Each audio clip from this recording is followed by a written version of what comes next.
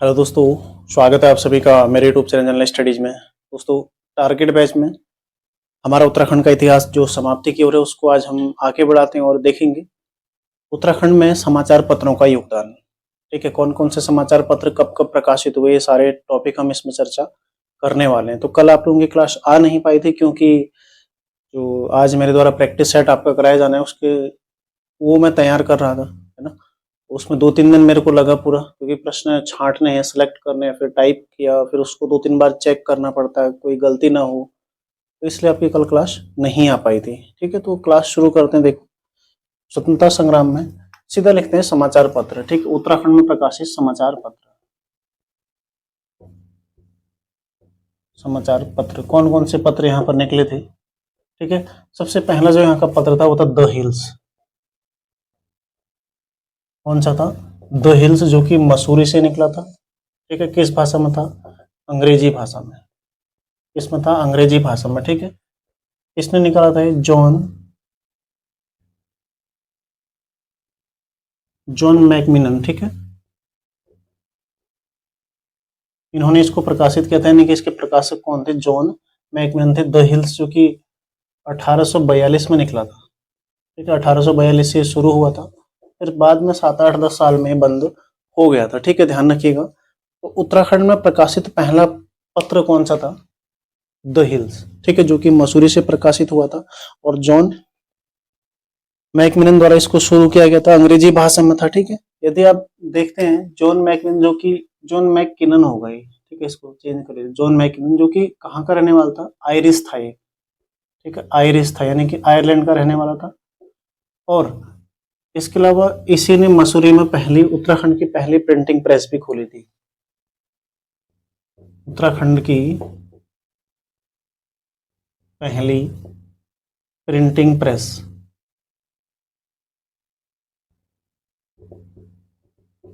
ठीक है, printing press कहां पर खोली इसने? मसूरी में। इसने खोली थी जॉन मैककिनन ने। ठीक है, तो द हिल्स आपको समझ में आ गया। उसके पश्चात यहाँ पर देखो, राज्य का जो पहला पेपर था वो था समय विनोद। समय विनोद, जो कि 1868 में प्रकाशित हुआ था, मैं शुरू हुआ था। ठीक है, और कब तक चला था? 1878 तक। फिर यहाँ पर 1878 में बंद हो गया था। समय विनोद, इसका प्रकाशन हुआ था जसपुर से, और किसने किया था? ये जयदत्त जोशी ने। ठीक है, जयदत्त जोशी। जसपुर देखो, जोशी जसपुर, जोशी जयदत्त जोशी। ठीक है, इन्होंने इसको प्रकाशित किया था। 1868 में शुरू हुआ था और 1878 तक ही चला था, जो कि हिंदी भाषा में था। ठीक है, हिंदी और उर्दू में ये प्रकाशित होता था। जसपुर से शुरू हुआ था, जो कि जयदत्त जोशी ने शुरू किया था। उसके पश्चात आते देखो अल्मोड़ा अखबार। अल्मोड़ा अखबार, कुछ जो महत्वपूर्ण है पहले इनको मैं आपको बता रहा हूँ, बाकी सारे मैं आपको लिखा दूंगा। ठीक है, अल्मोड़ा अखबार देखो, हमने पढ़ा था 1870 में किसकी स्थापना हुई? डिबेटिंग क्लब की। डिबेटिंग क्लब की स्थापना कब हुई थी? 1870 में। और इसके संस्थापक कौन थे? वहां पर मैंने लिखा था आपको, बुद्धि बल्लभ पंत। बुद्धि बल्लभ पंत मुख्यतः इसके जो संपादक थे कौन थे? बुद्धि बल्लभ पंत। ठीक है, मतलब सर्वाधिक योगदान इन्हीं का था। तो इन्हीं के द्वारा 1871 में अल्मोड़ा अखबार संपादित किया गया। अल्मोड़ा अखबार का प्रकाशन।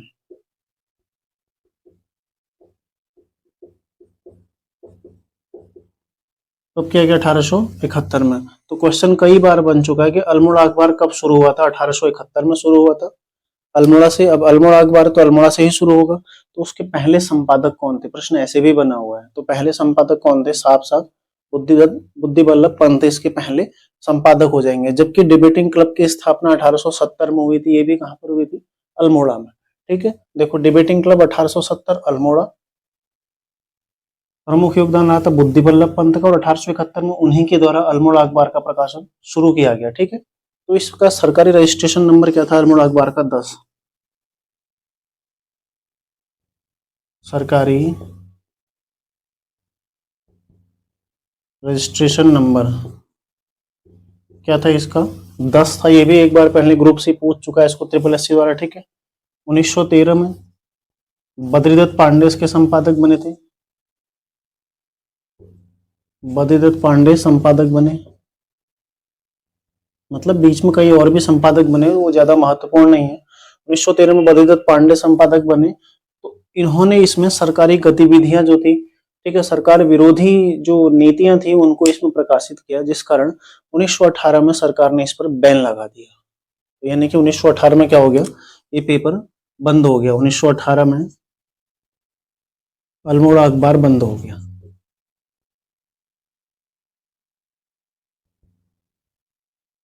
बंद। और इसके स्थान पर कौन सा पत्र शुरू किया था? इसके स्थान पर बीडी पांडे ने कौन सा शुरू किया? शक्ति। शक्ति साप्ताहिक, मतलब हफ्ताह में एक बार वाला, सप्ताह में एक बार वाला, ठीक है। शक्ति साप्ताहिक का प्रकाशन शुरू किया था किसने? बद्रीदत्त पांडे ने 1918 में शुरू किया था। तो अल्मोड़ा अखबार 1870 में चला था शुरू, 1871 में शुरू हुआ था, ठीक है। बुद्धि बल्लभ पंत ने शुरू किया था और बीच में इसके कई अन्य संपादक होते रहे। सरकारी रजिस्ट्रेशन नंबर इसका 10 था। 1913 में बद्रीदत्त पांडे इसके संपादक बने। मतलब बद्रीदत्त पांडे जैसे ही संपादक बनते हैं, वो सरकार, इसमें सरकार विरोधी कुछ गतिविधियां, जो सरकार यहाँ पर जो गलत कार्य कर रही थी, जनता को कैसे लूट रही थी, उन चीजों को प्रकाशित करने से सरकार ने इस पर क्या किया? बैन लगा दिया। जैसे ही इस पेपर में बैन लगा, तो इसके बाद इसके स्थान पर बीडी पांडे ने शक्ति साप्ताहिक समाचार पत्र का संपादन शुरू किया था। मैंने आपको देखो शुरू में ही बताया था, जो समाचार पत्र थे क्यों महत्वपूर्ण थे। उस टाइम पर फोन नहीं था, उस टाइम पर रेडियो नहीं था, उस टाइम पर टेलीविजन नहीं था, ठीक है, और उस टाइम पर संचार के अन्य माध्यम भी उपलब्ध नहीं थे, ठीक है, कोई सोशल मीडिया नहीं था, कुछ नहीं था मतलब, और न ही इतनी अच्छी शिक्षा व्यवस्था थी, मतलब लोग ज्यादा पढ़ लिख भी नहीं पाते थे। बहुत कम वो लोग ऐसे होते थे जो शिक्षा ले पाते थे, क्योंकि जो शिक्षा थी उत्तराखंड में या फिर भारत में ब्रिटिश काल तक जो शिक्षा दी जाती थी वो आश्रम पद्धति वाली थी, है ना। ये स्कूल जाकर शिक्षा, तो ये तो अंग्रेजों की देन है भारत में, जिसकी शुरुआत जो आज जिस तरह से आज शिक्षा होती है। वरना भारत में जो गुरु परंपरा, शिक्षा की परंपरा क्या रही है? गुरु के समीप जाकर, गुरु के पास बैठकर शिक्षा लेना, है ना। आश्रम पद्धति, जिसमें प्रत्येक जिसको शिक्षा लेनी है वो गुरु के पास जाता था, आश्रमों में शिक्षा लेता था, या फिर जो गुरुकुल वाली जो प्रथा है वो यहाँ पर चलती थी, है ना। घर से बाहर निकल के गुरु के पास रहना, वहां शिक्षा लेनी। बहुत कम ऐसे लोग होते थे जो शिक्षा ले पाते थे। फिर धीरे धीरे जब ब्रिटिश काल है, यहाँ पर अंग्रेज आई, 1700 से मान लो 1757 में उन्होंने प्लासी का युद्ध जीता। उसके पश्चात जो गतिविधियां शुरू हुई, धीरे धीरे अंग्रेजों ने यहाँ पर परिवर्तन शुरू किए, ठीक है, स्कूल स्थापित किया। 1813 को जो चार्टर एक्ट आया था उसमें शिक्षा के लिए व्यवस्थाएं की गई, विशेष रूप से 1 लाख रुपए शिक्षा पर खर्च करने का प्रावधान किया गया। फिर मैकाले की शिक्षा नीति आई 1835 में, ठीक है, जिसको बोलते हैं टपकन सिद्धांत या फिर निस्यंदन सिद्धांत जिसको बोलते हैं। इस समाज के कुछ वर्ग को शिक्षित करना है, बाकी वो अन्य को बताएगा, मतलब छन छन कर जो शिक्षा है वो अन्य तक पहुंचेगी। फिर 1854 में जो नई शिक्षा नीति आती है वुड स्टॉक करके, ठीक है, तो वहां से शिक्षा में थोड़ा बदलाव आता है। उससे पहले 1843 में थॉमसन नीति आती है। फिर जो 1854 वाली वुड डिस्पैच की थी, वुड डिस्पैच की जो नीति होती है, वहां से जो भारत है, भारत में जो आधुनिक शिक्षा है इसकी नींव रखी गई, मतलब जो स्कूल कॉलेज है इसकी नींव रखी गई, आधुनिक शिक्षा की नींव रखी गई, अंग्रेजी शिक्षा की नींव रखी गई। यहाँ से शुरू होती है जो आधुनिक, जैसे हम शिक्षा ग्रहण करते हैं, स्कूल जाते हैं, शाम को घर आते हैं, बस्ता ले जाते हैं, ये सब चीजें किसकी देन है? 1854 से लगभग धीरे धीरे इसकी शुरुआत हुई। हालांकि वो पहले वहां पर जो आंग्ल विद्यालय थे, ठीक है, अंग्रेजी जो विद्यालय यहाँ पर खोले गए, उनमें उसकी शुरुआत हुई थी। धीरे धीरे वर्तमान समय में वही जो चीजें हैं लागू अब हैं, ठीक है, लेकिन उससे पहले का जो समय था आश्रम पद्धति यहाँ पर थी। तो देखो 1854 से वो शुरू हुआ था।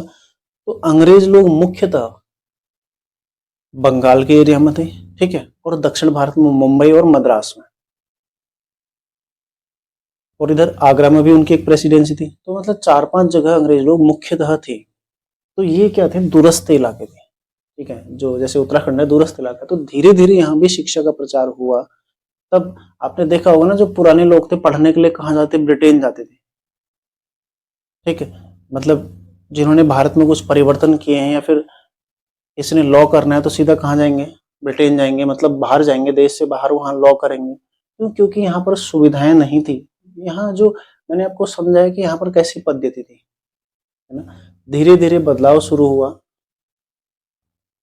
और जो लोग पढ़ लिख गए, ठीक है, यहाँ पर जो लोग पढ़ लिख गए इन्होंने क्या किया, अब लोगों को जागरूक करना था, क्योंकि स्कूल सीमित मात्रा में खुले, उसमें भी समाज के एक वर्ग को ही शिक्षा मिल पाती थी, हर किसी को शिक्षा नहीं मिलती थी। क्योंकि देखो, हर कोई अगर पढ़ लिख जाएगा, अंग्रेजों की नीति ही यही थी, अगर हर कोई पढ़ लिख गया तो उनकी गुलामी कौन करेगा, तब कुली बेगार कौन देगा उनको, उनको कर कौन चुकाएगा। क्योंकि कर तो हमने देखा गोरखाओं ने भी लिया था, कर हमने देखा चंदों ने भी लिया था, कर पवारों ने भी लिया था, कर कत्यूरी काल में भी लिया जाता, लेकिन उपज का 1/6 भाग, 1/8 भाग, इस तरह से, ठीक है, 1/10वां भाग, बहुत कम कर लिया जाता। लेकिन अंग्रेजों ने उसको 1/2 कर दिया, मतलब 50% आपको टैक्स चुकाना है। कई सारी कर नीतियां बनाई गई, ठीक है, स्थायी बंदोबस्त लाया गया, रैयतवाड़ी बंदोबस्त लाया गया, और फिर महालवाड़ी बंदोबस्त लाया गया।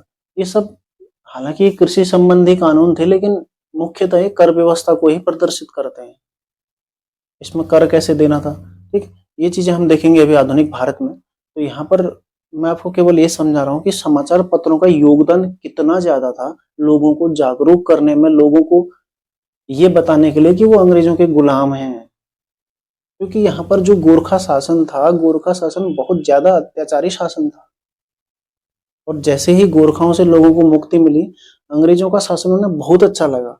फिर कमिश्नर मिल गया एक हेनरी रैमजे जैसा, है ना। कुमाऊं का राजा क्यों कहते हैं उसको, क्योंकि बहुत उसका जो व्यक्तित्व था वो बहुत अच्छा था। उसके 28 साल यहाँ पर उसने शासन किया। मैंने आपको बताया था 1856 से 1884 तक वो यहाँ पर रहा था। तो उस काल में यहाँ के लोगों को लगा ही नहीं कि वो अंग्रेजों के गुलाम है ना। तो इसलिए लोगों को जागरूक करने का काम कुछ लोगों ने उठाया समाचार पत्रों के माध्यम से। अब इनकी भी सीमित प्रतियां ही छप पाती थी, जितना परमिशन मिलती थी, क्योंकि तरह तरह के उस टाइम पर प्रेस एक्ट, ठीक है, और उसके नियम, कड़े नियम होते थे। क्योंकि भारतीय जो भाषा थी, यहाँ की वर्नाक्युलर लैंग्वेज में जो भी पत्र प्रकाशित होता, सरकार से परमिशन लेनी है, उसकी सीमित प्रतियां ही प्रकाशित हो पाती थी, ठीक है। तो एकमात्र ऐसा माध्यम था जिससे लोग जागरूक हो सकते थे। तो देखो, उसकी शुरुआत कहाँ से होती है, 1868 से होती है उत्तराखंड में, जो कि जयदत्त जोशी ने जसपुर से, ठीक है, जसपुर जो कि उधम सिंह नगर में आता है, वहां पर समय विनोद का प्रकाशन किया था। फिर डिबेटिंग क्लब से 1871 में अल्मोड़ा अखबार की शुरुआत होती है। इसका सरकारी रजिस्ट्रेशन नंबर क्या था, 10। फिर 1913 में बद्रीदत्त पांडे इसके संपादक बने, और 1918 में अल्मोड़ा अखबार बंद कर दिया। क्यों? क्योंकि अंग्रेजों को लगा कि इसके माध्यम से कुछ ज्यादा ही विरोध उनका हो रहा है ना, तो इसको बंद कर दिया। अब इसके स्थान पर इन्होंने क्या शुरू किया, शक्ति समाचार पत्र।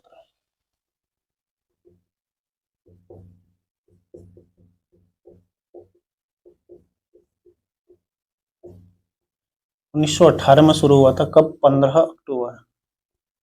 अक्टूबर 1918 में शुरू हुआ था, ठीक है, अल्मोड़ा से शुरू हुआ था। और इसके संपादक कौन थे? बद्रीदत्त पांडे। बद्रीदत्त पांडे इसके संपादक थे, ठीक है। बस इस तरह से आपने ध्यान रखना है। देखो, ज्यादा ये याद नहीं रखना है कि अन्य चीजें जो मैं नहीं लिखा रहा हूँ उसे रहने दो आप, ठीक है। जितना महत्वपूर्ण है इतना आप लोग ध्यान रखो, ये काफी है इतना। उसके बाद यहाँ पर देखो, अलग अलग तरह के पेपर आते हैं, जिसमें था स्वाधीन प्रजा।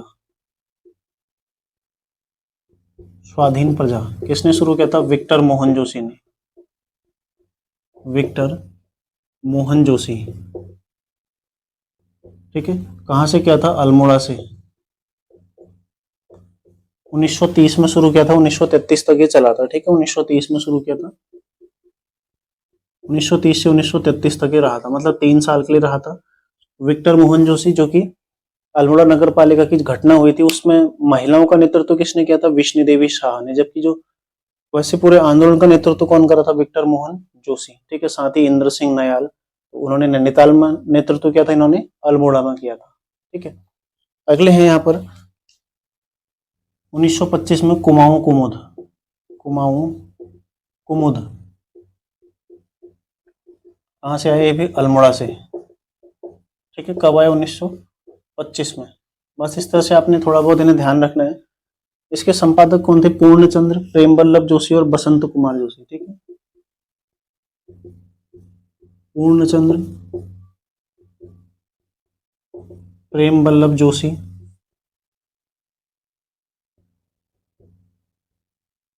और बसंत कुमार जोशी। बसंत कुमार जोशी, ठीक है, इसके संपादक थे। अगला है समता। समता समाचार पत्र था जो कि 1934 में शुरू हुआ था। ठीक है, कहाँ शुरू हुआ? अल्मोड़ा में हुआ। कहाँ हुआ? अल्मोड़ा में हुआ। शुरू किसने किया था? ये किया था हरिप्रसाद टमटा ने। हरिप्रसाद टमटा, ठीक है, इनके द्वारा शुरू किया गया था। 1935 में इनकी वाइफ थी लक्ष्मी देवी टमटा।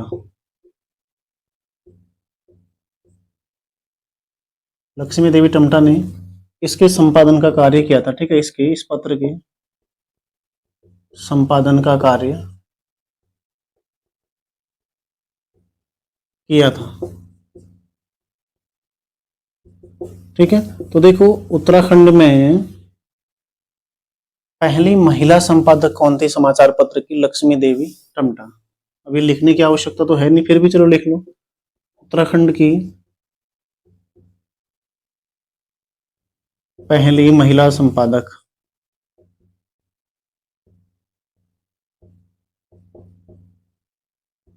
कौन है? लक्ष्मी देवी टमटा। ठीक है, 1935 में उन्होंने इसके संपादन का कार्य किया था। कौन सा समाचार पत्र था? समता, जो कि 1934 में शुरू हुआ था अल्मोड़ा से।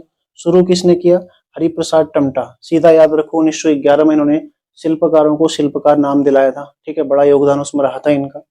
हरिप्रसाद टमटा जी ने 1935 में जो इनकी वाइफ थी लक्ष्मी देवी टमटा, इन्होंने इसके संपादन का कार्य किया था। और उत्तराखंड की पहली महिला संपादक भी कौन थी?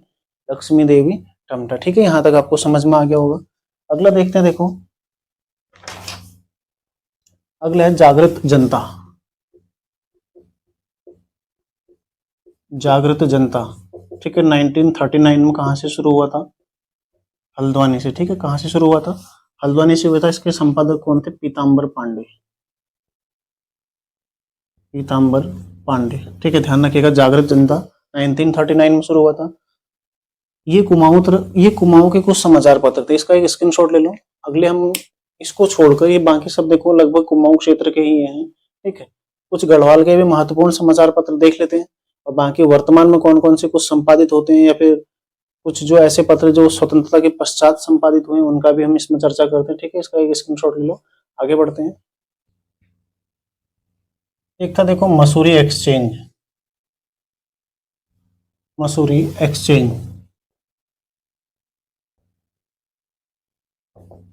1870 में शुरू हुआ था।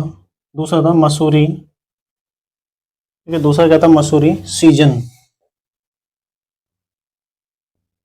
1872 में। दोनों क्या थे? अंग्रेजी भाषा में थे। फिर था देखो एक गढ़वाल समाचार। गढ़वाल समाचार कब शुरू हुआ था? 1902 में। कहां से शुरू हुआ था ये? लैंसडाउन से। ठीक है, कहां से शुरू हुआ था? लैंसडाउन से। संपादक कौन थे इसके? गिरिजा प्रसाद नैथानी, गिरिजा दत्त नैथानी। गिरिजा दत्त नैथानी, ठीक है, गिरिजा दत्त नैथानी है, प्रसाद मत लिखना। गिरिजा दत्त नैथानी इसके संपादक थे। उसके पश्चात था 1905 में गढ़वाली। ठीक है, ये समाचार पत्र का नाम है गढ़वाली, जो कि 1905 में शुरू होता है। कहां से? देहरादून से। ठीक है, इसके संपादक कौन बने? इसके संपादक भी गिरिजादत्त नैथानी थे। साथ में देखो विश्वम्बर दत्त चंदोला और तारादत्त गरुड़ा इनमें सहायक थे। ठीक है, गिरिजादत्त नैथानी,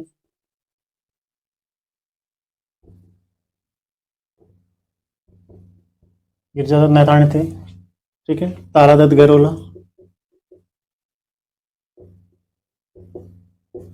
और तीसरे कौन थे? विश्वम्बर दत्त चंदोला। विश्वम्बर दत्त चंदोला भी इसमें शामिल थे। ठीक है, विश्वम्बर दत्त चंदोला थे, बाद में इन्होंने ही इसका प्रकाशन किया था। तो इन्हें क्या बोला जाता है? गढ़वाल में पत्रकारिता का भीष्म पितामह। ठीक है, उत्तराखंड में, ठीक है, पूरे उत्तराखंड में पत्रकारिता का भीष्म पितामह। पत्रकारिता का भीष्म पितामह किसको कहा जाता है? विश्वम्भरदत्त चंदोला को। ठीक है, उत्तराखंड में पत्रकारिता का भीष्म पितामह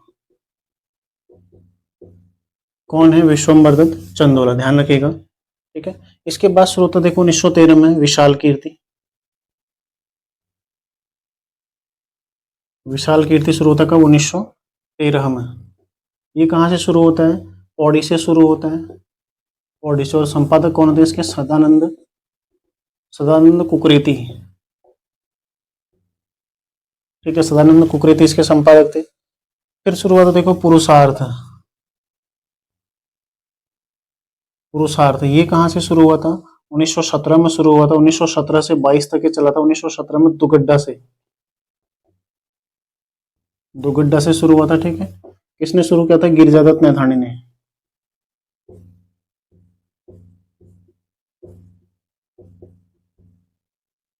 गिरिजादत्त नैथानी ने शुरू किया था।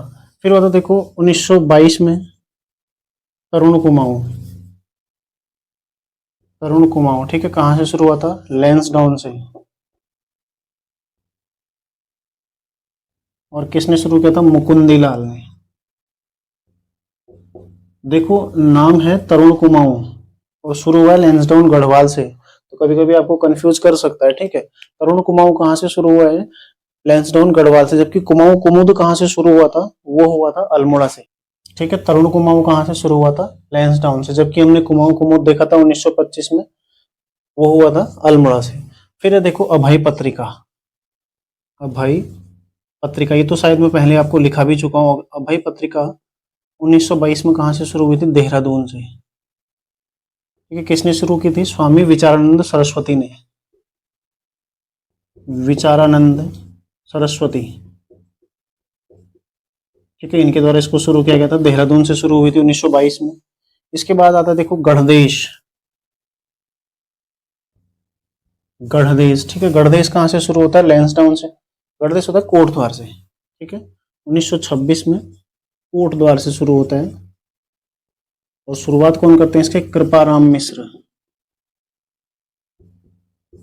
मिश्र। ठीक है, देखो इतने सारे पेपर जब जगह जगह कुमाऊं में इतने सारे, हमने देखे गढ़वाल में इतने सारे पेपर जब होने लगे, तो तभी तो स्वतंत्रता संग्राम में लोगों की भागीदारी बढ़ चढ़कर हो गई, महिलाएं तक उतर आई। क्योंकि जिन्होंने थोड़ा बहुत पढ़ा वो सीधा पेपर के माध्यम से जागरूक हुए, या फिर जो जिसने पेपर पढ़ा, माना गांव के एक दो व्यक्तियों ने भी पढ़ा, तो वो अन्य व्यक्तियों को बताएगा ऐसा ऐसा हो रहा है, समझाएगा, तो उसके माध्यम से जागरूकता और तेजी से बढ़ी। तभी ज्यादा से ज्यादा लोग किसमें? आंदोलन में शामिल हुए। जो भी स्वतंत्रता से संबंधित आंदोलन थे, सरकार की नीति विरोधी जो आंदोलन थे, इन चीजों में शामिल हो पाए। ठीक है, ध्यान रखिए। गढ़देश 1926 कोटद्वार से कृपाराम मिश्र ने शुरू किया था। इसके अलावा देखो हितैषी। ठीक है, हितैषी कब हुआ था? 1934 में शुरू हुआ था लैंसडाउन से। उसको किसने शुरू किया था? पीताम्बर दत्त पसबोला ने। ठीक है, पीताम्बर दत्त पसबोला है, पीताम्बर पसबोला। ठीक है, लैंसडाउन से शुरू हुआ था 1934 में। कौन सा? हितैषी।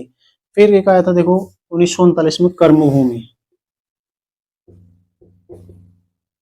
आया था 1939 में। ठीक है, कहां से? कोटद्वार से। लैंसडाउन से होगा शायद। ठीक है, लैंसडाउन से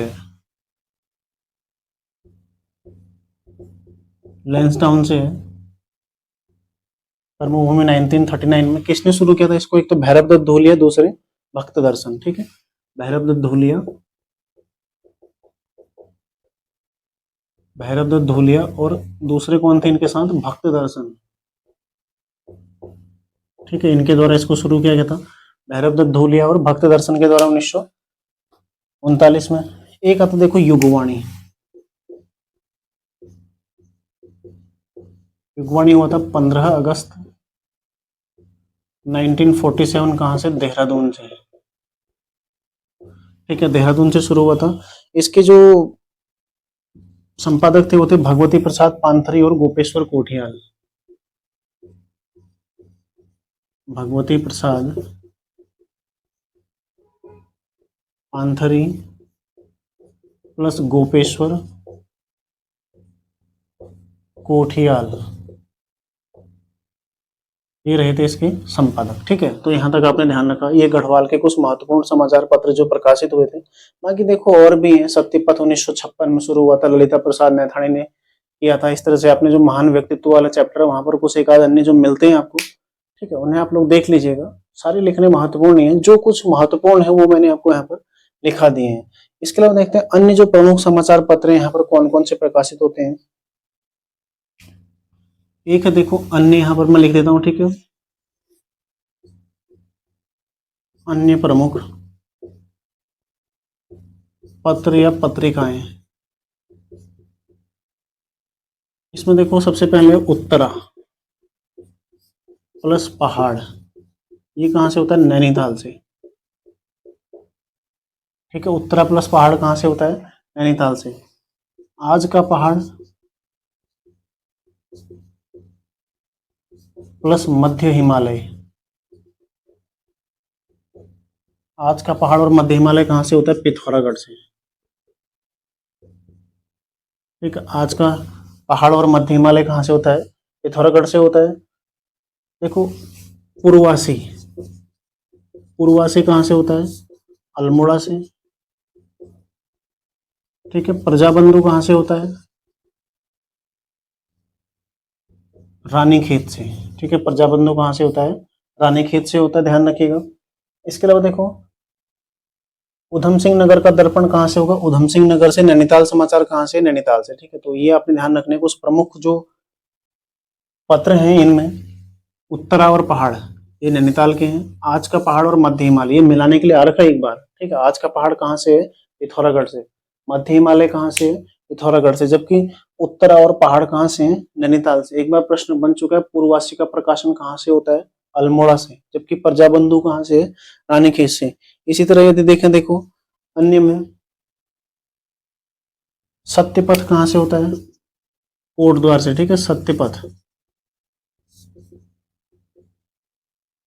सत्यपथ होता है कोटद्वार से। ठीक है, साथ ही जो महत्वपूर्ण उसमें देवभूमि होता है नंदप्रयाग से।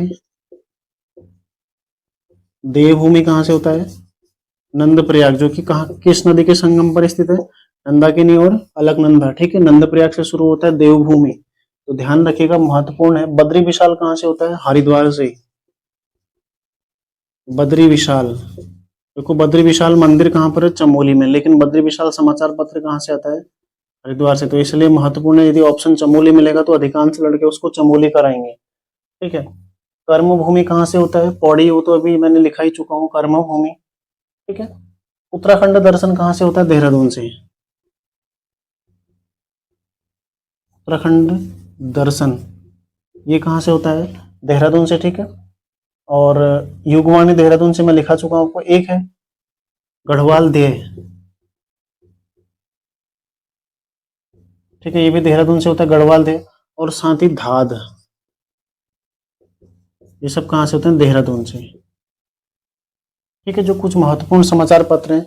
इसके अलावा एक पर्वत जन भी है, वो भी कहां से होता है? देहरादून से। ठीक है, पर्वत जन, पर्वत जन भी कहां से है? देहरादून से। ठीक है, ये कुछ महत्वपूर्ण समाचार पत्र हैं उत्तराखंड के जो आपने ध्यान रखने हैं। बाकी आप लोगों के बाद देखो जो किताब होगी उसमें कुछ अन्य अन्य जो दिया है उसको भी आप लोग याद कर लीजिएगा थोड़ा बहुत। लेकिन जो अधिकांश पूछे जाते हैं यहीं से आपको सवाल देखने को मिलेगा। जो अति महत्वपूर्ण है मैंने आपको सारे पत्र लिखा दिए। ठीक है, तो किस तरह से देखो समाचार पत्रों का योगदान क्या रहा वर्तमान में भी आप देखते हैं ना। ये देखो सोशल मीडिया तो अभी 3-4 साल या फिर 8-10 साल पहले की बात है। पहले फेसबुक चलता था, आजकल इंस्टा चल रहा है। ठीक है, लेकिन उससे पहले जो समाचार का माध्यम था, जनसंचार का माध्यम था, एक तो शिक्षा और दूसरा समाचार पत्र। पहले रेडियो सुना करते थे लोग समाचारों के लिए। ठीक है, रेडियो में समाचार आते थे अलग अलग समय पर, हर घंटे 5-5 मिनट के आते थे। लेकिन दिन में 3-4 घंटे ऐसा भी होता कि 15-15 मिनट के विस्तार पूर्वक समाचार भी आते थे, है ना। तो अब वो चीजें नहीं रही। अब आप टेलीविजन खोलते हैं, समाचार के बजाय आपको वहां पर जो मतलब ऐसे ऐसे समाचार दिखाते हैं, पता नहीं क्या दिखाते हैं, कुछ समझ में नहीं आता है उनमें। ना किसी का हेडलाइंस होता, ना किसी का कुछ नहीं। मतलब वो समाचारों में वो चीज रही नहीं। आज के जो समाचार हैं वो समाचार के लिए आप पेपर भी उठा के देख लीजिए। आप जो भी तैयारी कर रहे हैं कोई ना कोई पेपर पढ़ते होंगे। दैनिक जागरण तो मुझे लगता है, दैनिक जागरण अमर उजाला तो लगभग सभी पढ़ते होंगे, है ना। मतलब दोनों में से एक तो कम से कम पढ़ते ही होंगे। तो उसमें 50% तो क्या होता है, विज्ञापन होता है। और 50% में भी ऐसी ऐसी न्यूज होती है जो हमारे किसी काम की नहीं होती है। केवल एक या दो पूरे 15 से 20 पेपर का जो पन्नों का जो समाचार पत्र आता है, उसमें एक या दो न्यूज ऐसी होती है जो हमारे काम की होती है। और सबसे बड़ी खासियत हम लोगों की वही होती है कि हम उसी न्यूज को नहीं पढ़ते हैं, क्योंकि उसमें इंटरेस्ट नहीं आता किसी को, है ना। या फिर संपादकीय कोई नहीं पढ़ता है, संपादकीय जो आती है उसको कोई नहीं पढ़ता है। प्रवृत्ति क्या है ना, रट्टा मारने की, बस जो चीजें लिखनी है लिखा दी है उन्हें पढ़ना है। लेकिन अपनी तरफ से जो आप कर सकते हैं संपादकीय पढ़ना है, उसे नहीं पढ़ना है। क्यों? संपादकीय पढ़ने से थोड़ा ज्ञान बढ़ जाएगा। और ज्ञान क्यों बढ़ाना है ना, नौकरी लेनी है बस, ज्ञान बढ़ाने से क्या मिलता है। तो जिसका भी पेपर आता है, देखो संपादकीय पढ़िए, उससे आपका जो करंट के मुद्दे हैं ना संपादकीय में, वही चीजें आती हैं लगातार। इसरो ने कोई सैटेलाइट लॉन्च किया, आपको दूसरे दिन की संपादकीय में मिलेगा। भारत मालदीव संबंध जो चल रहा है, आपको दूसरे दिन की संपादकीय में मिलेगा। दैनिक जागरण की पढ़ लो, लेकिन कम से कम कुछ तो मिलेगा वहां से, ठीक है, थोड़ा अपडेट रहोगे। 50% करंट अफेयर्स तो आपका संपादकीय कर देता है, लिखने की जरूरत ही नहीं है आपको। लेकिन आदत क्या है कि दूसरे पर निर्भर है, दूसरा देगा तो याद करना, नहीं तो नहीं करना। अपनी तरफ से अतिरिक्त आप क्या कर सकते हो, यही चीजें हैं जो आप अतिरिक्त कर सकते हो, जिससे आपका थोड़ा समझ बढ़ेगी। यदि आप कभी मेंस में बैठेंगे तो ये संपादकीय बहुत काम आएगी आपको, लिखने की, थोड़ा सोचने की, समझने की प्रवृत्ति आपकी थोड़ा बढ़ेगी, ठीक है। आपके जो ज्ञान है उसका थोड़ा विस्तार होगा, चीजें आप विस्तार से समझेंगे, शॉर्टकट में नहीं, ठीक है। तो संपादकीय आप लोग जरूर पढ़िए। और साथ ही यदि पेपर पढ़ते हैं, देखो जो आपके काम की खबर है, एक पहला पन्ना और एक लास्ट खेल वाला पेज, उसमें क्या हो रहा है, किसने कोई खिताब तो नहीं जीता, और साथ ही उसके लास्ट वाला पेज जो देश विदेश जागरण होता है, वहां पर क्या चल रहा है, अर्थव्यवस्था वाला पेज, ठीक है। अर्थव्यवस्था में क्या चल रहा है, कोई योजना शुरू हो रही है या फिर कोई अन्य ऐसे तथ्य उसमें आ रहे हैं। साथ ही संपादकीय, बाकी कोई आपके कि वहां का पुल संवारा गया है, यहाँ का ये हो गया, वहां का वो हो गया, वहां हाथी आ गया, वहां ये तो आएंगे ना। ये तो क्योंकि इंसान यदि रह रहा है तो यहाँ पर जंगल भी है, वहां जानवर भी रहते हैं, वो भी आएंगे, सब चीज दिखेगा। लेकिन वो महत्व की नहीं होती है। और सबसे ज्यादा चीजें शेयर भी वही होती है। कहीं पर बाघ आ गया ना, लोग फोटो खींच के तुरंत ग्रुप में डालते हैं, भाई बाघ आ गया। लेकिन ऐसी कोई अच्छी न्यूज होती है उसको कोई नहीं डालता है, क्योंकि समझ पे बात है ना सब। ध्यान रखिएगा, आप लोगों ने पेपर पढ़ना कैसे है, पहला पेज देखिए, पहले पेज में क्या महत्वपूर्ण चीजें, क्योंकि उसमें सारे पेपर का निचोड़ होता है। महत्वपूर्ण जो पेपर में चीजें होती हैं, हेडलाइंस होती हैं, वो सब पहले पेपर में आपको मिलती है। लास्ट में देश विदेश जागरण, उसमें क्या चल रहा है, इजराइल हमास युद्ध क्या हो रहा है भाई आजकल, ठीक है। या फिर अन्य जो भारत मालदीव संबंध में क्या चल रहा है, वो सब आपको लास्ट के पेज में मिलेगा। और खेल पृष्ठ में आपको मिल जाएगा, किसी ने कोई खिताब तो नहीं जीता कहीं पर। और साथ ही एक और चीज जो संपादकीय है, और कभी कभी अर्थव्यवस्था वाला, क्योंकि उसमें भी ज्यादातर ऐसी चीजें आती हैं। कभी कभी सही रहता है, जैसे कभी बजट पेश हुआ है या फिर कोई ऐसी नई नीति आई है, ठीक है, रेपो दर, रिवर्स रेपो दर, ये सब बढ़ रही है, घट रही है, ये सब चीजें आपको अर्थव्यवस्था वाले पेज से देखने को मिल जाती हैं। बाकी जो भी राशिफल पढ़ते हैं आप लोग तो नहीं पढ़े, ठीक है। सबसे पहले नहीं तो अधिकांश लोग क्या है, पेपर खोला और राशिफल देखते हैं, भाई आज का दिन कैसा रहने वाला। दिन तभी सही होगा जब आप मेहनत करेंगे, बाकी राशिफल पढ़ने से कुछ नहीं होने वाला, ठीक है। आप कहीं भी राशिफल पढ़ लीजिए। तो एक इसका स्क्रीनशॉट ले लो, आगे बढ़ते हैं। अब हम चर्चा करेंगे टिहरी राज्य आंदोलन से संबंधित कुछ महत्वपूर्ण तथ्य। सारा नहीं देखेंगे, कुछ जो पेपरों में आ सकता है वही चीज हम यहाँ पर देखेंगे, ठीक है। बाकी देखो, राजाओं के काल का मैं लिखा ही चुका हूँ आपको, राजाओं ने कौन कौन से सुधार किए, क्या क्या घटनाएं हुई थी, वो भी मैं हालांकि वहां पर लिखा चुका हूँ, लेकिन फिर थोड़ा बहुत उसको यहाँ पर भी हम देख लेते हैं, रिविजन भी हो जाएगा, और कुछ अन्य जो नई चीजें हैं वो भी यहाँ पर हमको मिल जाएंगी, ठीक है। तो आज आप लोग देखो 3 बजे सभी तैयार रहिएगा। ग्रुप से जो अभी तक नहीं जुड़े हैं, कम्युनिटी में मैंने लिंक शेयर किया, वहां से जुड़ जाइए। प्रैक्टिस सेट आपको मिलेगा कम्युनिटी पर में, मैं उसका लिंक शेयर करूंगा, उसको वहां से भी आप लोग ले सकते हैं, ठीक है। तो ईमानदारी से दीजिएगा, मैं बार बार बोल रहा हूँ, अपना मूल्यांकन करिएगा और ईमानदारी से दीजिएगा, ठीक है। जितना मैंने पढ़ाया आपको, जो होमवर्क दिया है, 70% पेपर वहीं से बना है। बाकी 30% अन्य चीजें भी हैं, उसमें रीजनिंग भी है, अन्य चीजें भी हैं, ठीक है। लेकिन लगभग 70% उसी में से बना है जो मैंने आपको पढ़ाया है या फिर होमवर्क दिया। तो इसलिए कम से कम 50 नंबर की मैं उम्मीद करता हूँ कि लगभग सभी के आने चाहिए उसमें, ठीक है। लेकिन ईमानदारी दिखाइएगा। और इसके अलावा देखो, कल आपकी क्लास आएगी। कल हमारा ब्रिटिश कालीन कुछ महत्वपूर्ण चीजें, कृषि में क्या क्या होता था, जल संबंधी क्या क्या नियम थे, या फिर उद्यान विकास उत्तराखंड में कैसे हुआ, ये ब्रिटिश काल की कुछ चीजें, ये हम चर्चा करेंगे कल की क्लास में। सोमवार की क्लास आपकी आएगी जिसमें हम देखेंगे राज्य आंदोलन। ठीक है, हालांकि मुझे कल से लेकर 16 तक का देहरादून जाना है, लेकिन प्रयास करूंगा कि आपका जो ये क्लास है इसको मैं एडवांस में रिकॉर्ड करके आपको उपलब्ध करा सकूं समय पर ही। ठीक है, प्रतिदिन। और हो सकता है लेकिन 17 को आपकी क्लास नहीं भी आ सकती है, 16 या 17 में नहीं भी आ सकती, क्योंकि 4 दिन के लिए मैं स्टेशन से बाहर हूँ। तो प्रयास यही रहेगा कि मैं उपलब्ध इसको करा सकूं। अगर नहीं भी आती तो आप लोग धैर्य बनाए रखिएगा। ठीक है, शुरू करते हैं। देखो, यही राज्य आंदोलन से संबंधित कुछ महत्वपूर्ण तथ्य। पहले हमने देखा था यहाँ पर वन संबंधी आंदोलन, वन संबंधी जो समस्याएं थी या फिर कृषि संबंधी समस्याएं थी टिहरी में लगातार बनी हुई थी। ठीक है, तो उसके लिए जूला पैमाइश, अठूर विद्रोह, वो सब चीजें मैं लिखा चुका हूं, तो यहाँ पर लिखने की आवश्यकता नहीं है। सबसे महत्वपूर्ण है, एक घटना हुई थी 30 मई 1930 को। कौन सी थी? रवाई कांड। रवाई कांड, जिसको क्या बोलते हैं? तिलाड़ी कांड। तिलाड़ी कांड। ठीक है, तिलाड़ी जो कांड है, तिलाड़ी कहाँ पर है? यमुना नदी के तट पर है। ठीक है, यमुना तट पर। एक बार ये भी प्रश्न बन गया था, भाई तिलाड़ी किस नदी के तट पर स्थित है? किस नदी के तट पर? यमुना नदी के तट पर। ठीक है, तो ये भी आपको पता होना चाहिए। रवाई कांड क्या था? सरकार ने क्या किया, 1926-27 में कुछ वन संबंधी कानून बनाए। ठीक है, जिसमें किसानों को वन भूमि का उपयोग करने की थोड़ा अनुमति नहीं दी गई पूर्ण रूप से। तो उस वन कानून के विरोध में वहां के लोगों ने, जो रवाई के लोग थे, उन्होंने आजाद पंचायत का गठन किया। ठीक है, वन कानून के विरोध में। ये मैं आपको इसकी पृष्ठभूमि अभी समझा रहा हूँ। ठीक है, कैसे आंदोलन हुआ था।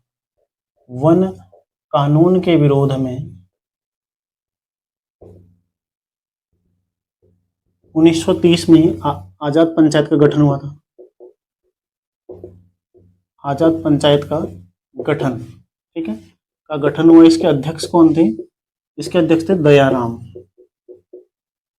ठीक है, इनकी अध्यक्षता में रवाई में आजाद पंचायत का गठन किया गया, जिसके अध्यक्ष कौन थे? दयाराम थे। सरकार की जो वन नीति थी उसके अगेंस्ट, उसके विरोध में इसका गठन किया गया था। तो इसी आजाद पंचायत का सम्मेलन हो रहा था। कहां पर? सभा हो रही थी 1930 में। इसकी क्या हो रही थी? सभा हो रही थी। ठीक है, इसकी सभा हो रही थी कब? 30 मई को 1930 में। 30 मई को इसकी सभा हो रही थी, जिसमें सारे किसान यानी कि आंदोलनकारी शामिल हुए थे, है ना। लेकिन जो मैंने आपको बताया था, नरेंद्र शाह के काल में दीवान किसको नियुक्त किया गया था? चक्रधर जुयाल। दीवान क्या होता था? सर्वोच्च सैन्य पद। ठीक है, सैन्य पद था दीवान। तो दीवान कौन नियुक्त हुए थे तत्समय? दीवान कौन था? चक्रधर जुयाल। चक्रधर जुयाल। ठीक है, ये दीवान था। इसके कहने पर लोगों ने इन आंदोलन, जो सैनिक थे, सैनिकों ने इन आंदोलनकारियों पर क्या चला दी? गोलियां चला दी। अलग अलग आंकड़े दिए कि इसमें, मतलब कोई सरकारी आंकड़ा नहीं है कि कितने लोग इसमें मरे थे। कहीं पर 100 दिया है, कहीं पर 200 दिया है। ठीक है, 17 भी कहीं पर लिखा है। तो मतलब यानी कि ये समझ लो कि बहुत ज्यादा संख्या में यहाँ पर आंदोलनकारी मारे गए थे। ठीक है, मतलब ये अपनी सभा कर रहे हैं, वन नीति का विरोध कर रहे हैं, आजाद पंचायत के अंडर में कर रहे हैं। ठीक है, और इसकी सभा हो रही है, यहाँ पर वन नीति का विरोध हो रहा है। उसी दौरान दीवान चक्रधर जुयाल आता है सैनिकों को लेकर और इनमें गोलियां चला देता है। ठीक है, तो इस कांड को ही क्या कहा जाता है? तिलाड़ी कांड या फिर रवाई कांड, जो कि 30 मई 1930 को हुआ था। जो चक्रधर जुयाल, इसे गढ़वाल का जर्नल डायर कहा जाता है। ठीक है, गढ़वाल का जर्नल डायर। कुमाऊं का किसको कहा था हमने? जॉनसन को। सल्ट विद्रोह 5 सितंबर 1942, सल्ट विद्रोह। ठीक है, कुमाड़ जो आंदोलन हुआ था, वहां पर जॉनसन ने गोली चलाने का आदेश दिया था, तो उसे क्या बोलते हैं? कुमाऊं का जर्नल डायर। और इसने रवाई में आदेश दिया था, इसलिए इसको बोलते हैं गढ़वाल का जर्नल डायर। और जो गढ़वाल का जलियांवाला बाग किसको बोलते हैं? रवाई कांड को। ठीक है, गढ़वाल का जलियांवाला बाग किसको बोलते हैं? रवाई कांड को। क्योंकि जलियांवाला बाग में भी क्या हो रहा था? सम्मेलन हो रहा था। सम्मेलन में जो जनरल डायर था, उसने गोलियां चलाने का आदेश दे दिया। एक किसी बाग के अंदर सभी, ठीक है, बाग मतलब एक जो सीमाकृत एरिया जो होता है, ठीक है, माना ये है एक चबूतरा सा नहीं कहेंगे, जिसमें मतलब चारों ओर चौहदी भी बनी हो। ठीक है, इसके अंदर सभी एकत्रित हुए हैं आंदोलनकारी। यहाँ पर कोई सभा हो रही है, यहाँ से गोलियों की बरसात हो गई। जितने भी अंदर थे, मतलब वो बाहर तो जा ही नहीं पाए, बाहर कोई नहीं जा पाया। वहां पर कई सारे उसमें हजारों उसमें मारे गए थे। ठीक है, तो वो था जलियांवाला बाग हत्याकांड, जो कि 13 अप्रैल सन 1919 को हुआ था। ठीक है, तो इनको भी उसी की संज्ञा दी गई है। देखो 30 मई 1930 को गढ़वाल का जलियांवाला बाग हुआ था, जो कि रवाई कांड है, यमुना नदी के तट पर स्थित है। यहाँ पर वन कानून का विरोध हो रहा था। ठीक है, इसके अलावा जो अन्य फैक्ट है उसमें रवाई में शहीद किसानों को शहीद का दर्जा दिलाने में मुख्य भूमिका किसकी रही थी? शहीद किसानों को शहीद का दर्जा दिलाने में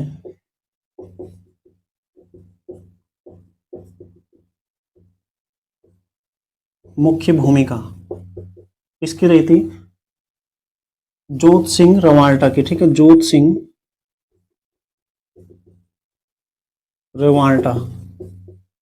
ठीक है, जोत सिंह रवाल्टा की रही थी शहीद किसानों को शहीद का दर्जा दिलाने में मुख्य भूमिका। इसके अलावा देखो 1935 में सकलाना, ठीक है, सकलाना पट्टी जो टिहरी में आती है, सकलाना में बाल सभा की स्थापना। बाल सभा की स्थापना में किसने की थी? ये की थी देखो सत्य प्रसाद रतूड़ी ने। सत्य प्रसाद रतूड़ी। ठीक है, इन्होंने बाल सभा की स्थापना की थी। इसके अलावा क्या हुआ था?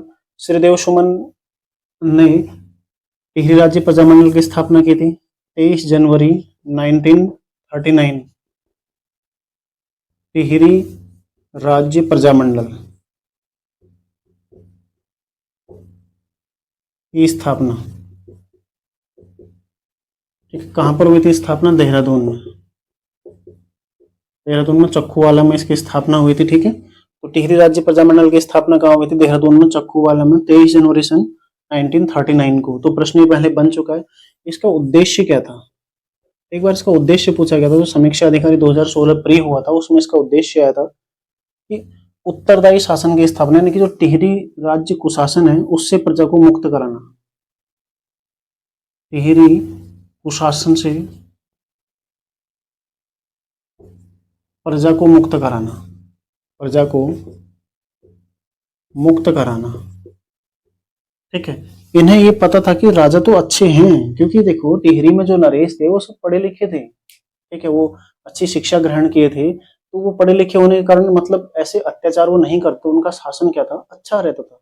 लेकिन जो कर्मचारी थे, जैसे ये दीवान था चक्रधर जुआल, बिना राजा के आदेश के इसने गोलियां चला दी। या फिर जब नरेंद्र शाह मुंबई गए हुए थे, श्रीदेव सुमन को जो उन्होंने अनशन किया था, राजा को उसकी खबर तक नहीं लगी। जो कर्मचारी थे वो क्या थे? बहुत खराब थे। उन्हीं कर्मचारियों के जो कुशासन है, उन कर्मचारियों के जो अत्याचार है उसके अगेंस्ट, उससे जनता को मुक्ति दिलाने के लिए टिहरी राज्य प्रजामंडल की स्थापना की गई थी। ठीक है, राजा से इनका कोई बैर नहीं था, क्योंकि राजा पढ़े लिखे थे, समझदार थे और राजा अच्छी तरह शासन करते थे। लेकिन जो कर्मचारी थे उनकी वजह से जो जनता है उसको ज्यादा परेशानी होती थी। ठीक है, तो टिहरी की जो कर्मचारी है उनके कुशासन से प्रजा को मुक्त कराना क्या था? इसका उद्देश्य था, यानी कि राजा के अधीन रहकर उत्तरदायी शासन की स्थापना करना क्या था? इसका उद्देश्य था। ठीक है, राजा के अधीन रहकर उत्तरदायी शासन की स्थापना। देखो श्रीदेव सुमन इसी दौरान गिरफ्तार कर लिए गई। कब? 24 फरवरी, राजद्रोह के आरोप में इन्हें गिरफ्तार कर लिया गया। ठीक है, 24 फरवरी कब? 1944 को राजद्रोह के आरोप में गिरफ्तार हो गए। कौन? श्रीदेव सुमन। हालांकि पहले ही अरेस्ट हो गए थे वो। ठीक है, 1943 में ही वो अरेस्ट हो गए थे। मैंने आपको जो जिला दर्शन है टिहरी में, वहां पर बता दिया है श्रीदेव सुमन के बारे में पूरा डिटेल से। ठीक है, 24 फरवरी को उन पर वो राजद्रोह का मुकदमा इन पर चलाया गया। ठीक है, राजद्रोह का आरोप इन पर लगाया गया, श्रीदेव सुमन पर। ठीक है, श्रीदेव सुमन पर राजद्रोह का आरोप लगाया गया। बाकी देखो टिहरी जिले में मैं आपको लिखा चुका हूं उनके बारे में पूरा। और कुशासन के विरुद्ध जो जेल कर्मचारी हैं उनके दुर्व्यवहार के विरुद्ध इन्होंने 29 फरवरी 1944 में अनशन शुरू किया। ठीक है, 29 फरवरी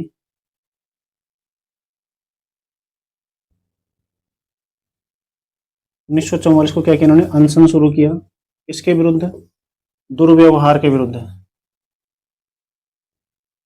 जेल कर्मचारियों के दुर्व्यवहार के विरुद्ध 29 फरवरी 1944 में उन्होंने अनशन शुरू किया। अब फिर भी नहीं सुनी इन्होंने, तो इन्होंने 3 मई 1944 से आमरण अनशन यानी कि भूख हड़ताल शुरू कर दी। ठीक है, भूख हड़ताल शुरू कर दी और हड़ताल के 84वें दिन, ठीक है, 84वें दिन, मतलब 84 दिन हो गए लेकिन किसी ने नहीं सुनी, देखो क्योंकि राजा यहाँ थे नहीं। 84वें दिन 25 जुलाई 1944 को श्रीदेव सुमन शहीद हो गई। ठीक है, श्रीदेव सुमन क्या हो गए, शहीद हो गई। मतलब जो टिहरी आंदोलन है इसकी जो प्रमुख घटनाएं हैं तो उसमें एक श्रीदेव सुमन का शहीद होना और दूसरी रवाई कांड। ये बहुत ही ज्यादा मतलब एक तरह से कहेंगे अत्याचार वाली घटनाएं थी। ठीक है, देखो 84 दिन ये भूख हड़ताल पर रहे लेकिन किसी ने नहीं सुनी। दूसरा, इतना बड़ा यहाँ पर घटना हो गई, 30 मई को इतने सारे आंदोलनकारी थे उनकी हत्या कर दी गई लेकिन उसका कोई भी परिणाम, कोई भी निष्कर्ष उसका नहीं हुआ, क्यों, वो मारे गए। ठीक है, तो ये दो चीजें यहाँ पर क्या थी, बहुत महत्वपूर्ण घटनाएं हैं जो आपने ध्यान रखनी है। ठीक है, ये पार्ट प्लस श्रीदेव सुमन के बारे में तो आपने पढ़ना ही पढ़ना है। टिहरी राज्य प्रजामंडल की स्थापना कब हुई थी और श्रीदेव सुमन कब शहीद हुए थे, कब उन्होंने आमरण अनशन शुरू किया था, कितने दिन का किया था, उनकी पत्नी का नाम क्या था, वो सब मैंने आपको टिहरी जो जिला दर्शन है उसमें करवाया है। वहां पर जिला दर्शन आप लोग देखिएगा।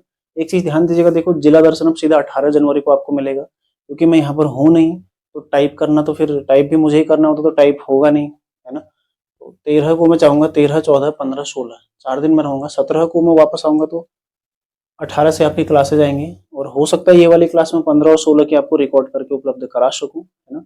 प्रयास रहेगा कि मैं आज ही इनको बना लूं सारी 2-3 क्लासें, तो आपको आगे के लिए मिल जाएंगी। साथ ही देखो उत्तराखंड अब राज्य आंदोलन है, उसके बाद उत्तराखंड का इतिहास समाप्त हो जाता है और उत्तराखंड में जो वन है, वन मैंने आपको वन की जो रिपोर्ट है वो मैंने आपको आर्थिक जो सर्वेक्षण करवाया उसमें मैंने आपको करवा रखी है, वहां से आप लोगों ने नोट करना है। ठीक है, वन रिपोर्ट आर्थिक सर्वेक्षण में करवा रखी है। साथ ही जितने भी राष्ट्रीय उद्यान, अभ्यारण्य इत्यादि हैं वो सब कहाँ पर हम चर्चा कर रहे हैं, जिला दर्शन में। तो इसलिए वन वाले चैप्टर को पढ़ने की आवश्यकता है नहीं। ठीक है, व्यक्तित्व को पढ़ने की आवश्यकता है नहीं, संस्थानों को पढ़ने की आवश्यकता है नहीं, क्योंकि सारी चीजें मैं आपको जिला दर्शन में करवा रहा हूँ।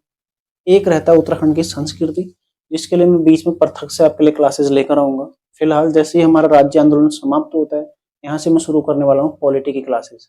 ठीक है, यानी कि जो राज्य आंदोलन के पश्चात आपकी अगली क्लास आएगी वो किससे होगी, पॉलिटी से रिलेटेड होगी। ठीक है, बाकी उत्तराखंड में जो चीजें रह जाती हैं आपके पास किताब है उसमें से आप लोग थोड़ा थोड़ा देख लीजिएगा। हालांकि होमवर्क के माध्यम से मैंने आपको लगभग पूरा कवर करा दिया। ठीक है, बाकी आर्थिक सर्वेक्षण आपने नोट करना है, वन वाला जिला दर्शन आप देख रहे होंगे, जिला दर्शन आपने नोट करना है, पूरा जिला दर्शन आपने देखना है। ठीक है, अति महत्वपूर्ण है। फिर जो चीजें बचती हैं, संस्कृति बचती है, संस्कृति जनजातियां, वो मैं आपको अलग से, ये जो बैच चल रहा है इसी में अलग से कभी क्लासेस दे दूंगा, या फिर इसके अतिरिक्त मैं आपको क्लासेस दे दूंगा। कभी कभी 2 क्लासें आपको उपलब्ध करा दूंगा जिला दर्शन के बाद, तो वहां पर आप लोगों को उसको मैं लिखा दूंगा पूरा। ठीक है, लेकिन लिखाऊंगा जरूर, है ना। जनवरी में ही आपको मैं उसका पूरा कंप्लीट करा दूंगा। आप लोग अपना फिजिकल दीजिए अभी फिलहाल ईमानदारी से। ठीक है, मेहनत, जिसका फिजिकल बाद में आप लोग मेहनत करते रहिए, जिसका फिजिकल क्लियर होते रह रहा है आप लोग अभी से जुट जाइए अब तैयारी में। ठीक है, अब ये मत सोचना कि आपको ज्यादा समय नहीं मिला, किसी का 15 फरवरी को है, आपका यहाँ हो रहा, तो कई सारे बच्चे ऐसे भी होते हैं। देखो जिसका 15 फरवरी को है वो 15 फरवरी तक केवल फिजिकल का सोचेगा, पढ़ने के लिए 10 दिन मिलेगा। जिसका 11 जनवरी को फिजिकल हो गया उसके बाद पढ़ने के लिए 1.5 महीना बचा है। तो कुछ सकारात्मक चीजें आपके लिए हैं, कुछ दूसरे के लिए हैं। ठीक है, तो सकारात्मक रहिए, सकारात्मक सोचिए। अगला है, भारत की स्वतंत्रता के समय प्रजामंडल के अध्यक्ष कौन थे। भारत की स्वतंत्रता के समय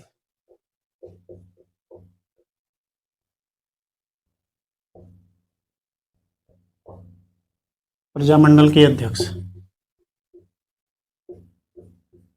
कौन थे, परिपूर्णानंद पैन्युली। ठीक है, परिपूर्णानंद पैन्युली। इनकी कौन कौन सी पुस्तकें थी हमने देखा था, नेपाल में पुनर्जागरण, ठीक है, संसद और संसदीय प्रक्रिया, ये सब चीजें हमने पढ़ी थी जिला दर्शन में इनके बारे में जब पढ़ रहे थे हम। ठीक है, अगला है देखो 11 जनवरी 1948 को क्या होता है, सकलाना विद्रोह। 11 जनवरी 1948 यहाँ पर क्या होता है, कीर्ति नगर आंदोलन। ठीक है, कीर्ति नगर आंदोलन, कीर्ति नगर आंदोलन होता है 11 जनवरी 1948 को। कौन कौन इसमें शहीद हुए थे, नागेंद्र सकलानी और भोलूराम। ठीक है, नागेंद्र सकलानी प्लस भोलू राम इसमें शहीद हुए थे। भोलू राम इसमें शहीद हुए थे कब? 11 जनवरी 1948 को नागेंद्र सकलानी और भोलू राम इसमें शहीद हुए थे। साथ ही 1 अगस्त 1949 को 1 अगस्त 1949 टिहरी का भारत में विलय कर दिया गया। भारत में विलय। तब टिहरी नरेश कौन थे? मानवेंद्र शाह थे।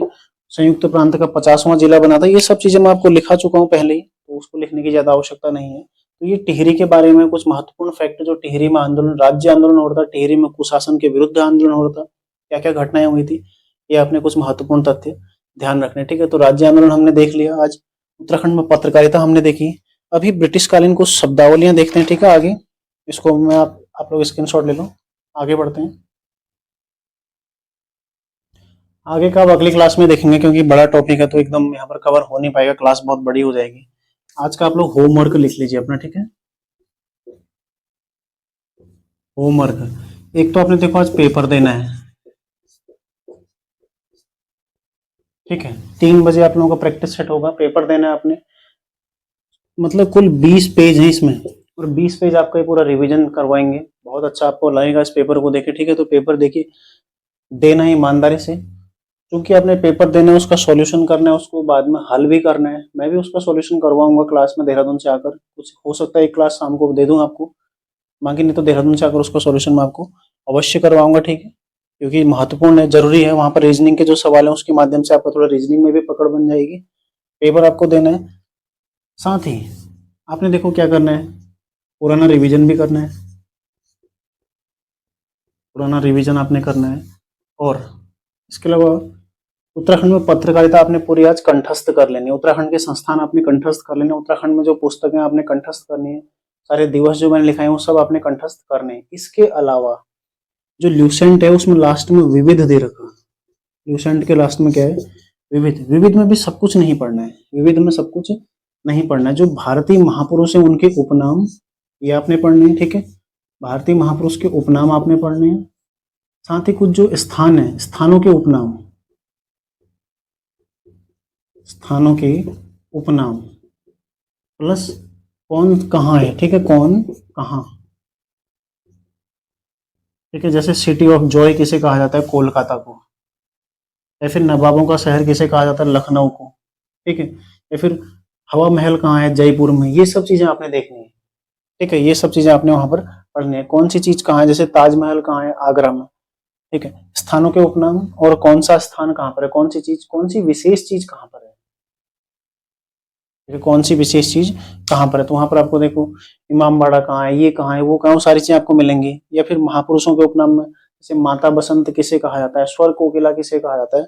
ये आपने उपनाम देखने। बहुत बड़ा चैप्टर है, तो इसीलिए केवल यही मैं आपको होमवर्क दे रहा हूँ पुराने रिवीजन के साथ, क्योंकि आपने पेपर भी देना है, पुराना रिवीजन भी करना है। तो ये विविध में आपने ये पढ़ना है, महापुरुषों के उपनाम प्लस स्थानों के उपनाम, और कौन स्थान कहाँ है। तो 3-4 पेज कम से कम होगा, उसको आपने देखना है। अगली क्लास का रिवीजन में भी, होमवर्क में भी मैं आपको यही चीज देने वाला हूँ। साथ ही एक और टॉपिक इसमें ऐड में कर दूंगा। ठीक है, तो ये आप लोग कर लीजिएगा। पेपर ईमानदारी से दीजिएगा, और अपने नंबर आपने शेयर करने हैं। यहाँ पर या तो आप टेलीग्राम ग्रुप पे मुझे शेयर कर सकते हैं, कॉपी चेक स्वयं करिएगा। ठीक है, आंसर की मैं आपको उपलब्ध कराऊंगा, कॉपी चेक स्वयं करिएगा। और उसके अलावा या फिर कमेंट के माध्यम से आप लोग शेयर कर सकते हैं। ठीक है, तो ये आप लोग करिएगा, पेपर दीजिएगा, साथ ही पुराना रिवीजन जरूर करिए। विविध तथ्य में आपने क्या क्या पढ़ना है? एक उपनाम, महापुरुषों के उपनाम, लोक नायक किसे कहा जाता है? ठीक है, या फिर जो भी आते हैं, देखो माता बसंत किसे कहा जाता है, ऐसे जितने भी फैक्ट हैं, लौह पुरुष किसे कहा जाता है, ये सब आपने ध्यान रखना है। और स्थानों के उपनाम, और कौन सा स्थान कहाँ पर है, ये सब चीजें आपने याद करनी है। ये आज का आपका काम हो गया। तो मिलते हैं नेक्स्ट क्लास में, तैयारी आप लोग करते रहिए। अगला हम देखेंगे ब्रिटिश कुमाऊं में जो भी शासन व्यवस्था थी कैसी होती थी, जल नियम क्या कहते हैं, वन नीति कैसी थी, उद्यान विकास कैसे कैसे हुए, चाय विकास कैसे हुआ, ये सब फैक्ट हम अगली क्लास में देखने वाले हैं। ठीक है, तो मिलते हैं नेक्स्ट क्लास में, तैयारी करते रहिए आप लोग। धन्यवाद।